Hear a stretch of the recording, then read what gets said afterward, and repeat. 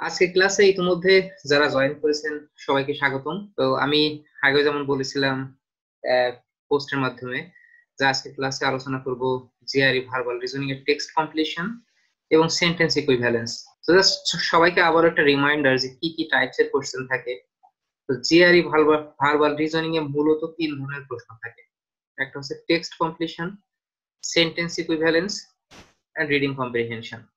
তো টেক্সট কমপ্লিশনের ভিতরে আবার সাব ডিভিশন থাকে, যেমন সিঙ্গেল ব্ল্যাঙ্ক, ডাবল ব্ল্যাঙ্ক এবং ট্রিপল ব্ল্যাঙ্ক। তো এইগুলোই মূলত আজকে আলোচনার বিষয় থাকবে, এর সাথে সেন্টেন্স ইকুইভ্যালেন্স। তো সেন্টেন্স ইকুইভ্যালেন্সের তেমন কোনো সাব ডিভিশন নাই, কিন্তু এই কোশ্চেন গুলো মোটামুটি পার সেকশনে 4টার মতো থাকে। আর রিডিং কম্প্রিহেনশনে থাকে শর্ট প্যাসেজ, লং প্যাসেজ মিলিয়ে 10টার মতো প্রশ্ন। তো সব মিলাই দেখা যায় সেন্টেন্স ইকুইভ্যালেন্স, টেক্সট কমপ্লিশন মিলে পার সেকশনে 10টা, reading comprehension, short passage, long passage মিলে 10টা মতো প্রশ্ন। তো আজকে আমি মূলত আলোচনা করব যে এই প্রত্যেকটা টাইপস এর প্রশ্ন কি কিভাবে প্রশ্ন হয় এবং জিআরই ওয়ার্ড আসলে যে আমি আগের দিন ডিসকাস করছি মুখস্থ করা কোথা থেকে পড়তে হয়, কেন পড়তে হয়, তো জিআরই ওয়ার্ড যে কেন প্রয়োজন, কোথায় লাগে, কিভাবে অ্যাপ্লাই করতে হয়, সেগুলো আজকের ক্লাসের পরে সবার ক্লিয়ার হয়ে যাবে। তো প্রথমে আমরা দেখি যে সিঙ্গেল ব্ল্যাঙ্ক প্রশ্ন কেমন থাকে, কিভাবে অ্যান্সার করতে হয়। এবং আবারও বলছি জিআরই ওয়ার্ড যে আমরা পড়ি সেটা আমাদের কোথায়, কিভাবে, কেন কাজে লাগে। তো একটা টিপিক্যাল প্রশ্ন এখানে আমি মেনশন করেছি। এখানে প্রশ্নটা হলো, কাগান maintains that at infant's reaction to its first stressful experience are part of a natural process of development, not harbinger of childhood unhappiness or something signs of adolescent anxiety. তো এইখানে একটা ফুল একটা সেন্টেন্স আর একটা statement দেয়া আছে এবং এখানে 5টা অপশন দেয়া আছে, A B C D E. এই 5টা অপশন থেকে একটা অ্যান্সার এই গ্যাপে বসবে। তো এই প্রশ্নটা আমরা কিভাবে সলভ করব, একটা প্রশ্ন যখন সামনে এরকম আসবে আমাদের কি কি এলিমেন্ট বা কি কি জ্ঞান প্রয়োজন হবে এই প্রশ্নটা সলভ করার জন্য। ফার্স্ট স্টেপ হচ্ছে প্রশ্নটা ভালো করে বোঝা বিফোর গোয়িং টু অপশন। তো প্রশ্নটা ভালো করে বুঝতে হলে, ইংলিশ সেন্টেন্সটা ভালো করে বুঝতে হলে অবশ্যই ওয়ার্ডের মিনিং জানতে হবে, সাথে সেন্টেন্সের স্ট্রাকচারটা বুঝতে হবে, সেন্টেন্সটা আসলে কি বলতে চেয়েছে। এই সেন্টেন্সের ভিতরে কিছু কি ওয়ার্ড থাকে অলওয়েজ, সেই কি ওয়ার্ড গুলোতেই আমি খেয়াল করব যে আসলে কি ওয়ার্ড গুলো এখানে কি, এবং তাহলে সেটা সেন্টেন্সের ডিরেকশনটা বুঝতে সুবিধা হবে। তো এখানে একটা এক্সাম্পল, যে আমি এখানে কি ওয়ার্ড গুলোকে হাইলাইট করে রাখছি, হাইলাইট করছি ন্যাচারাল প্রসেস অফ ডেভেলপমেন্ট। কাগান কে আমি জানি না, হয়তো একজন এক্সপার্ট, বা কি এটা জানার অত প্রয়োজন হবে না এই প্রশ্ন সলভ করার জন্য। So Kagan maintains that an infants reaction, infants মানে বাচ্চা বা ছোট বেবি, তার যে reaction to first stressful experience, কোন একটা স্ট্রেসফুল এক্সপিরিয়েন্স, যেমন স্ট্রেসফুল হতে পারে কোন একটা হট একটা এনভায়রনমেন্টে গেলে, বা খুব কোল্ড একটা এনভায়রনমেন্টে গেলে, বা কোন একটা অ্যাডভার্স সিচুয়েশনে গেলে। তো সেই ক্ষেত্রে এখানে that an infants reaction to its first stressful experience are part of natural process of development. এই যে ইনি এক্সপার্ট, এই এক্সপার্ট বলছে যে কোনো ইনফ্যান্টের স্ট্রেসফুল রিঅ্যাকশনটা প্রথমে সেটা part of natural process of development, এটা একটা স্বাভাবিক প্রক্রিয়া। এই যে এখানে স্বাভাবিক প্রক্রিয়ার কথাটা বলছে, এই জিনিসটা খুব ইম্পর্টেন্ট, কারণ এইটা আমাদের হিন্টস দিচ্ছে যে অ্যান্সারটা কিরকম ধরনের হইতে পারে। এখানে একটা কমা আছে, ইংলিশ সেন্টেন্সের স্ট্রাকচারের ভিতরে কমার ইউজ আমরা আসলে অনেকেই জানি না। আমি নিজে জিআরই পড়া শুরু করার আগে আমি কমা যে কোথায় দিতে হয় এই ইউজটা জানতাম না। কমাটা আমরা সেন্টেন্সে ইউজ করি সাধারণত কোন একটা স্টেটমেন্ট দেওয়ার পরে স্টেটমেন্টটা যদি ব্যাখ্যা করা প্রয়োজন হয় তাহলে একটা কমা দিয়ে সেটা ব্যাখ্যা করি। যেমন ঢাকা, ঢাকাকে আমরা কেউ জানি, অনেকে হয়তো জানি না যে কি। এখানে একজন, তো ঢাকা লিখে আমি একটা কমা দিয়ে লিখবো যে ক্যাপিটাল সিটি অফ বাংলাদেশ, ওইটা এক্সপ্লেইন করবে যে ঢাকাটা আসলে কি। তো এখানেও সেরকম এই কমাটা এক্সপ্লেইন করবে যে এই এর পরে বা এর যে স্টেটমেন্টটা দেওয়া হয়েছে ব্যাখ্যা। তো ব্যাখ্যা বলছে যে ইনফ্যান্টের স্ট্রেসফুল রিঅ্যাকশনটা হচ্ছে natural process of development, not harbinger. Harbinger মানে এই সরাসরি ডিকশনারি খুলতে বোঝা যাবে যে অগ্রদূত। অগ্রদূত ঠিক না, মানে হারবিঞ্জার বলতে কোনো কিছুর পূর্বাভাস পাওয়া, একদম সহজ বাংলায় পূর্বাভাস পাওয়া।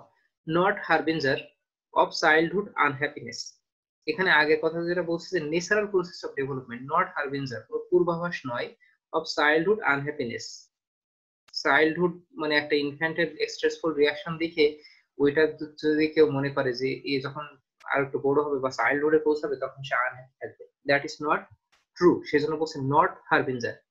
or signs of adolescence anxiety, that signs of, এখানে যেহেতু or বলছে আর এখানে বলছে not harbinger of childhood and happiness, তখন এখান থেকে বুঝে নিতে হবে যে second part of back explanation এটাও হবে something similar to this sentence.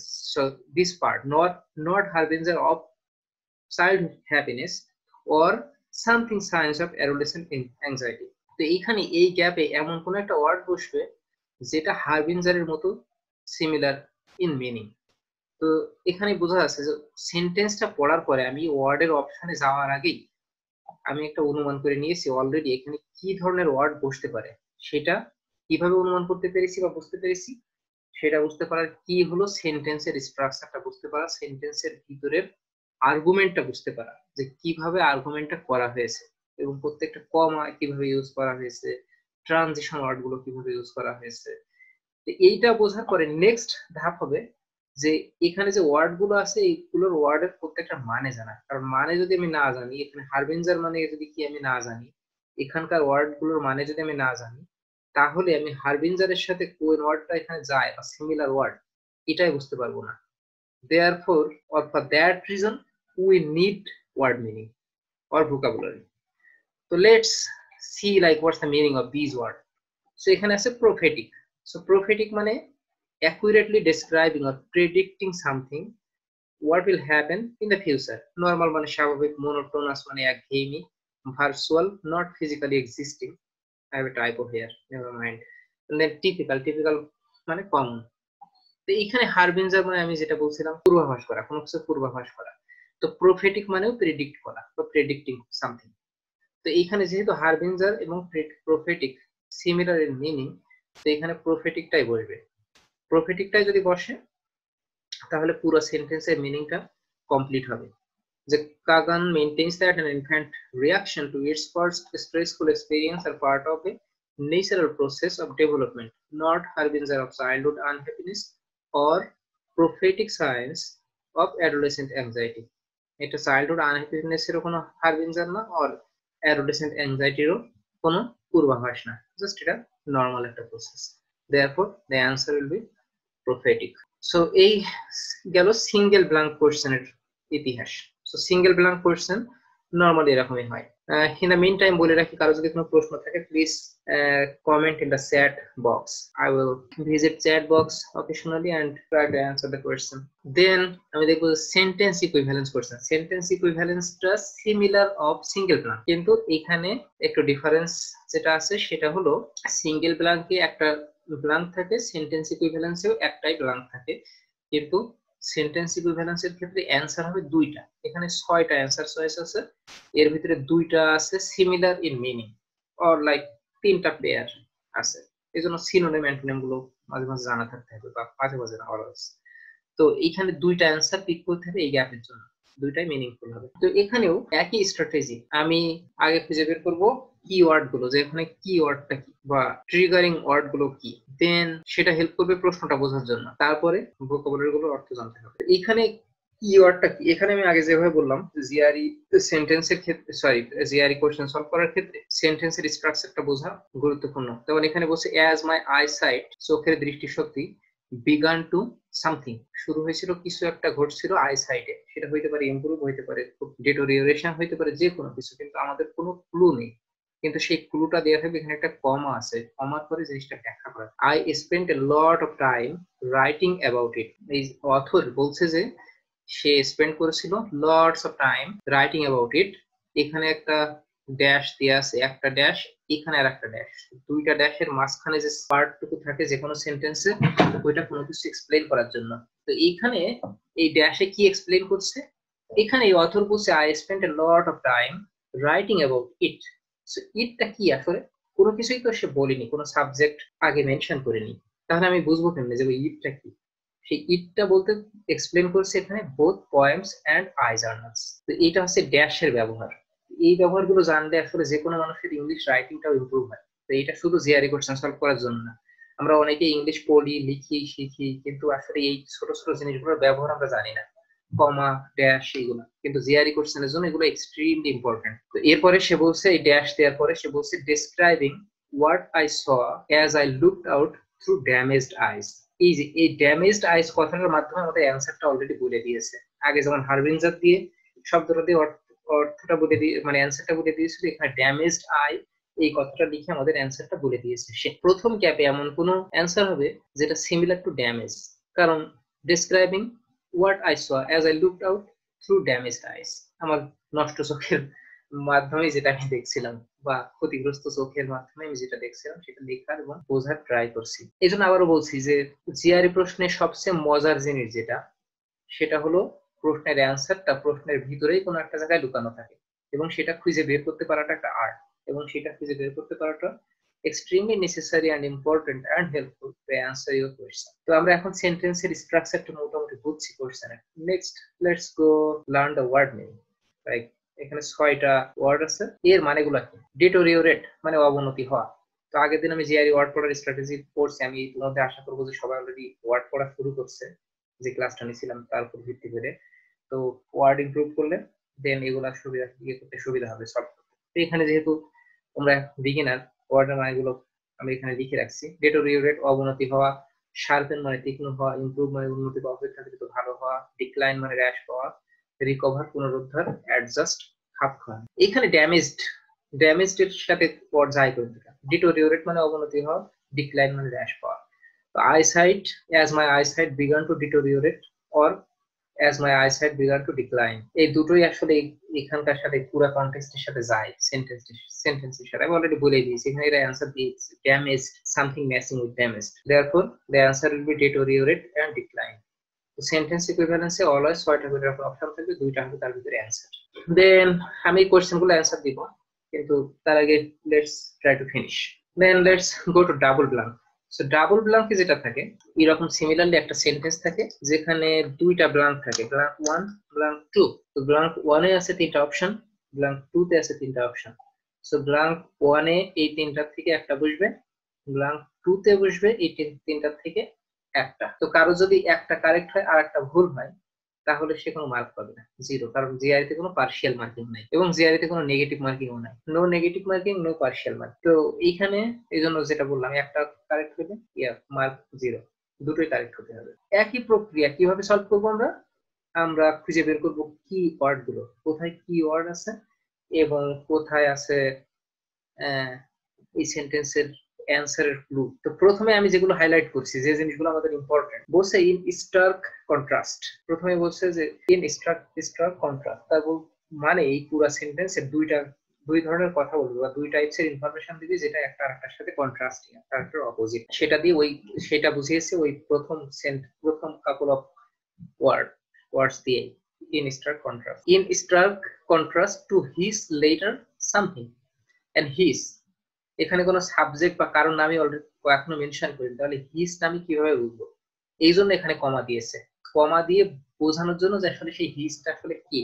তো এই ধরনের সেন্টেন্স জিআরই তে খুবই কমন, এই জন্য বললাম কমা, কোথায় ড্যাশ, কোথায় কোলন, কোথায় ব্র্যাকেট, এই জিনিসগুলোর ইউজ জানাটা এক্সট্রিমলি ইম্পর্টেন্ট। আর এটা জানার বেস্ট সোর্স হচ্ছে ইটিএস এর অফিসিয়াল গাইড। যাও, তো এখানে in stark contrast to his later something, Simpson was largely something politics during his college years, despite the fact that campus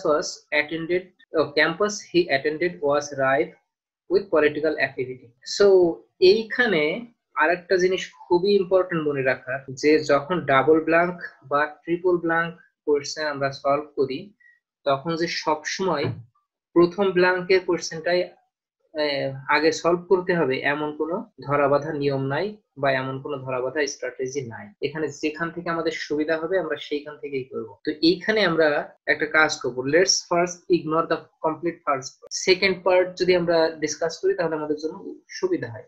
Simpson was largely something to politics during his college years, despite the fact, despite বলতে এখানে বোঝাচ্ছে আবারও একটা contrasting factor, বা এমন একটা factor যে আমার অনেক সুযোগ ছিল কিন্তু আমি তারপরে সেটা করিনি, সেরকম ক্ষেত্রে ডেসপাইটটা ব্যবহার করা হয়। তো অনেক সুযোগ ছিল তারপরে করিনি, যেমন কি আমার হাতে অনেক টাকা ছিল কিন্তু আমি অপব্যয় করিনি, বা আমার ইউনিভার্সিটিতে অনেক শেখার সুযোগ ছিল কিন্তু আমি শিখিনি।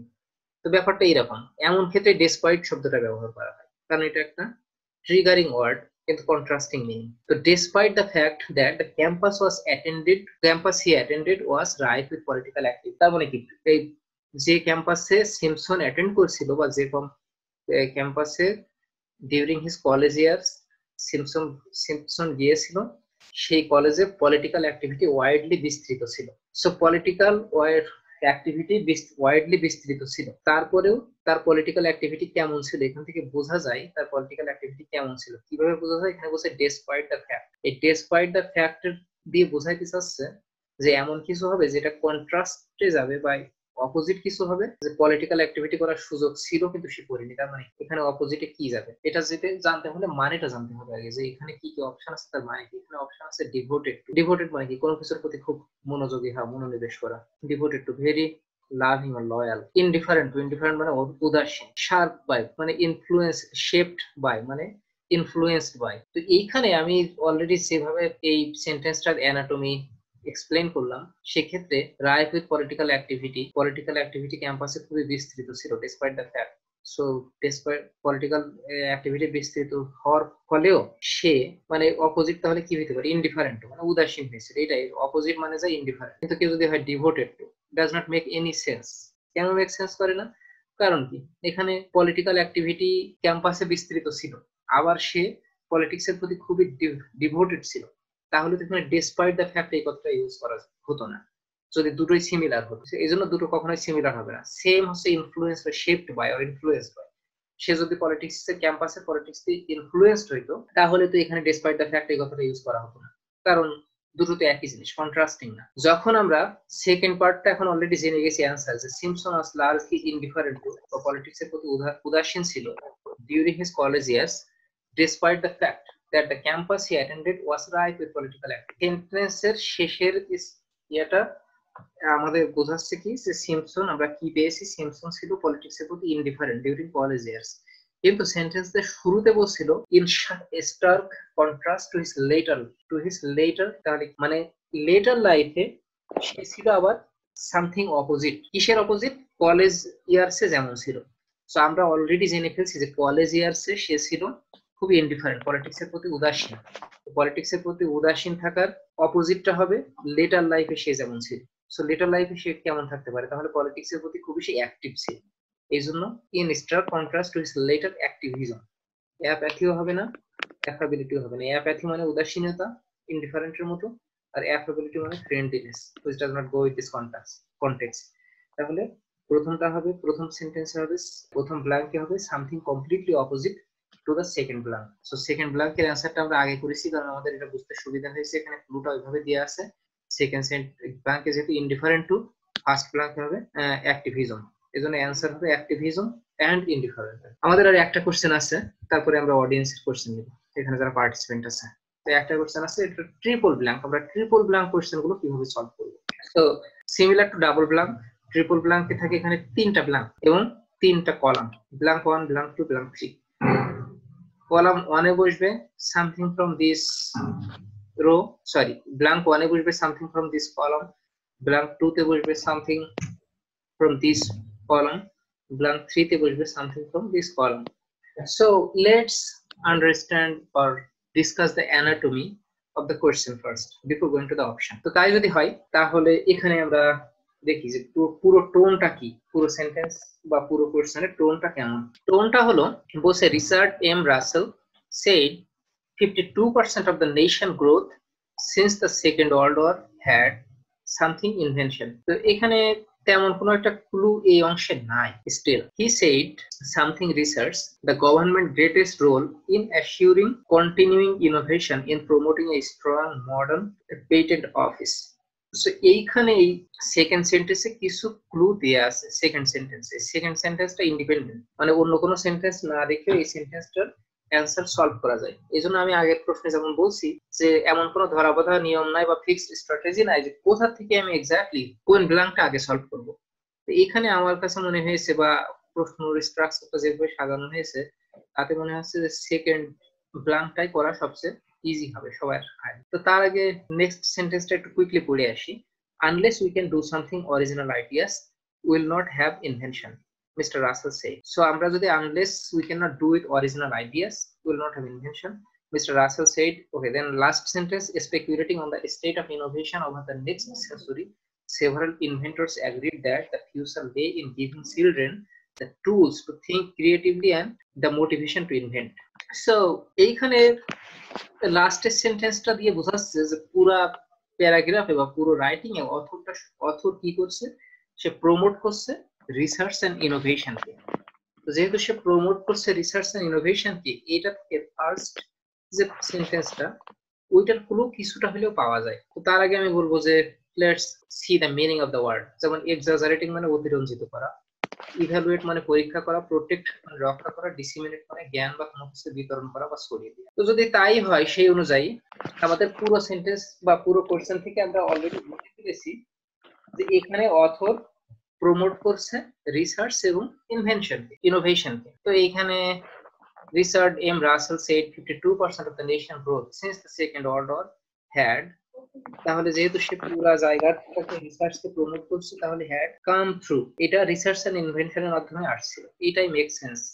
আদারওয়াইজ অন্য যে বিন দ্য এক্সপেন্স অফ, এটা does not go with the context. No bearing on, এটাও does not go with the context. তো অলরেডি প্রথমটা আমরা এটা ইজি এনাফ বুঝে ফেলার জন্য যে come through. He said something research, the government greatest role in assuring continuing innovation. Government role হচ্ছে assure করা continuing innovation is promoting a strong modern. So promote করা assuring করা, এই দুটো হচ্ছে কি ওয়ার্ড, যে দুটো হবে এখান সিমিলার কিছু একটা হবে এখানকার অ্যান্সার। মানে গভর্নমেন্টের দুইটা রোলের কথা আছে, একটা রোল হচ্ছে assuring continuing innovation, তাহলে আরেকটা রোল হবে কি aside from supporting, সাপোর্ট করা, অ্যাসিওর করা, প্রমোট করা একই জাতীয় ওয়ার্ড, এই জন্য এখানে এই ওয়ার্ডটাই পুরো কনটেক্সটের সাথে যায়। He said, aside from supporting research, the government greatest role in assuring continuing innovation is promoting a strong modern patent office. Unless we can, তাহলে আমরা প্রথম ব্ল্যাঙ্ক অলরেডি জেনে ফেলছি যে কাম থ্রু, সেকেন্ডটা aside from supporting,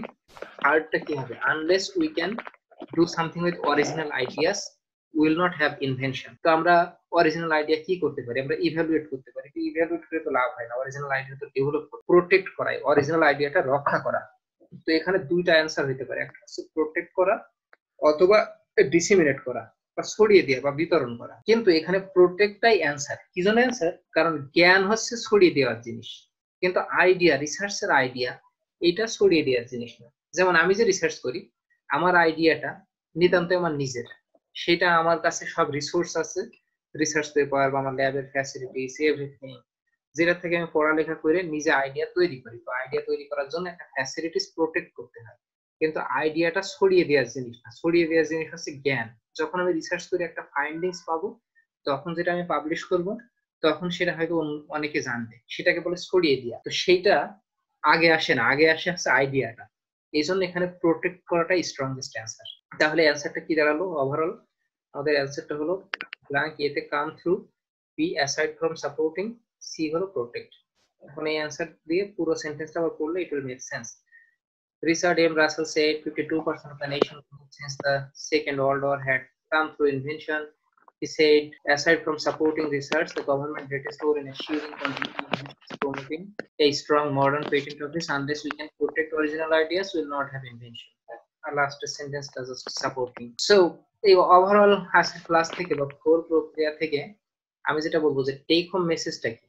take home message হচ্ছে GRE word, যেটা আমাদের জানাটা জিআরই কোশ্চেন সলভ করার জন্য absolutely necessary but not sufficient in any sense. অনেকে মনে করে যে জিআরই ওয়ার্ড পড়লে আমি একদম জিআরই তে 100 মানে পরিপূর্ণ মার্ক পাবো। তো আমি বলছি যে জিআরই 5000 ওয়ার্ড পড়লেও কেউ গ্যারান্টি দিতে পারবে না জিআরই তে ফুল স্কোর করতে পারবে। কি জন্য? কারণ আমি অলরেডি এখানে যারা ক্লাসে অ্যাটেন্ড করছে সবার কাছে ক্লিয়ার হয়ে যাওয়ার কথা ইতিমধ্যে যে শুধু জিআরই ওয়ার্ডের মানে জানলে জিআরই কোশ্চেন সলভ করা যায় না। কোশ্চেনের স্ট্রাকচার বুঝতে হয়, কোশ্চেনের ভিতরের আর্গুমেন্ট বুঝতে হয়, ট্রিগারিং ওয়ার্ড বুঝতে হয়, কোশ্চেনের ভিতরে কোথায় আসলে অ্যান্সারটা লুকানো আছে সেটা খুঁজে বের করতে হয়, কোন এন্ড থেকে কোন এন্ড আগে সলভ করব সেই স্ট্র্যাটেজিগুলো মাথায় রাখতে হয়। তো সবকিছু মিলে একটা হোল প্যাকেজ হচ্ছে জিআরই এক্সাম বা জিআরই প্রিপারেশন। এটা শুধুমাত্র খাড়া ওয়ার্ড মুখস্থ করলে আসলে জিআরই প্রশ্ন সলভ করা যায় না। দেন নেক্সট স্ট্র্যাটেজি আছে nothing can improve your capability except practising and solving as many as possible questions. তো এই সলভ বা প্র্যাকটিস না করে জাস্ট পরীক্ষার আগে 3 মাস সময় নিয়ে মানে দু একটা বড় ভাইয়ের টিপস নিয়ে বা জিজ্ঞাসা করলাম যে ভাই কতদিন পড়লে জিআরই পরীক্ষায় ভালো ঠালো করা যাবে, আসলে ওরকম কোনো স্ট্রেট ফরওয়ার্ড অ্যান্সার নেই। এখানে প্র্যাকটিসের কোনো বিকল্প নাই এবং প্রত্যেকটা প্রশ্ন এখানে যদি 1000 প্রশ্ন সলভ করা হয় তাহলে 1000 বিভিন্ন ধরনের ট্রিক্স শেখা যাবে।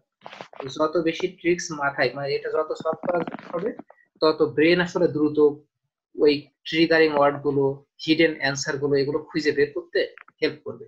যেমন আমি যেটা বললাম আমি জিআরই প্রিপারেশন শুরু করার আগে একটা কমা কিভাবে ইউজ করতে হয় এটা জানতাম না। সারা জীবন ইংলিশ পড়ছি, পরীক্ষা দিয়েছি, হাজার হাজার পেজের টেক্সট বুক পড়ছি, কিন্তু আসলে ওই কমার ব্যবহারটা সিম্পল কমার ব্যবহারটা কি এটাই জানতাম না। এই সিম্পল জিনিসগুলো extremely important GRE question solve করার জন্য। এই জন্য আমি সবাইকে সাজেস্ট করবো এই বিষয়গুলোতে খুবই বেশি ভালো করে ফোকাস। দ্বিতীয়ত হলো গ্রামার কাজে লাগে কিনা, সেন্টেন্সের ভিতরে কোনটা সাবজেক্ট কোনটা ভার্ব এইটা আসলে জিআরইতে খুব বেশি কাজে লাগে না আমার এক্সপেরিয়েন্সে যেটা বলে। আর গ্রামারে আমি ছিলাম সরব উইক, এখনো দুর্বল, কিন্তু গ্রামার এমন একটা জিনিস আমরা ছোটবেলায় একটা জিনিস এখানে প্রায় ভুলে যাই। আমরা যখন বাংলা ভাষা শিখছি তখন কি আমাদের আগে গ্রামার শেখানো হয়েছে না আগে ভাষা শেখানো হয়েছে? আমরা যে লিখি বা কথা বলি আমরা কয়জন আছে গ্রামার চিন্তা করে কথা বলি? বাংলা ব্যাকরণ তোমরা পড়ছি সবাই স্কুল কলেজে, কিন্তু কয়টা রুল আমাদের মনে আছে? কিন্তু ওই রুল মনে না থাকলে কি ভাষা শেখা বেড়ে থাকে বা আমাদের দৈনন্দিন কমিউনিকেশন আমাদের রাইটিং স্কিল আমাদের কোনো স্কিল কি বেঁধে আছে গ্রামারের জন্য? এই জন্য আমি গ্রামারকে কখনো প্রমোট করি না। আমি সবসময় প্রমোট করি যে একটা ল্যাঙ্গুয়েজের উপর স্কিল ডেভেলপ করার জন্য লাগে ওই ল্যাঙ্গুয়েজটা কত বেশি ব্যবহার করা হয় এবং কত বেশি ভোকাবুলারি জানা হয়, কত বেশি ওয়ার্ড জানা হয়। আর গ্রামারটা অটোমেটিক্যালি চলে আসে। যেমন আমি যে ইংলিশ লিখি এখন এই যে ইংলিশ এখানে সেন্টেন্স লিখছি এখানে গ্রামাটিক্যালি আই ক্যান সে এখানে তেমন একটা ভুল নাই গ্রামার, কিন্তু আমি গ্রামার কোনোদিন রুল শিখিনি ইংলিশে, কারণ আমি গ্রামারে চরম দুর্বল ছিলাম। এখন আমি যে রিসার্চ পেপার গুলো লিখি, ম্যানুস্ক্রিপ্ট, গ্র্যান্ড প্রপোজাল লিখি, গ্রামারের কোনো রুল আমার মাথায় নাই, কিন্তু ওইটা অটোমেটিক চলে আসে। তারপরে দেখা যায় যে গ্রামাটিক্যালি সেগুলো কারেক্ট হচ্ছে। এই জন্য এই জিআরই পড়ার সময় যে বা ইংলিশ শেখার সময় গ্রামার কোথায় আছে, এর সাবজেক্ট কি, ভার্ব কি, এইগুলো আমার মনে হয় না খুব একটা important. That will be my personal suggestion.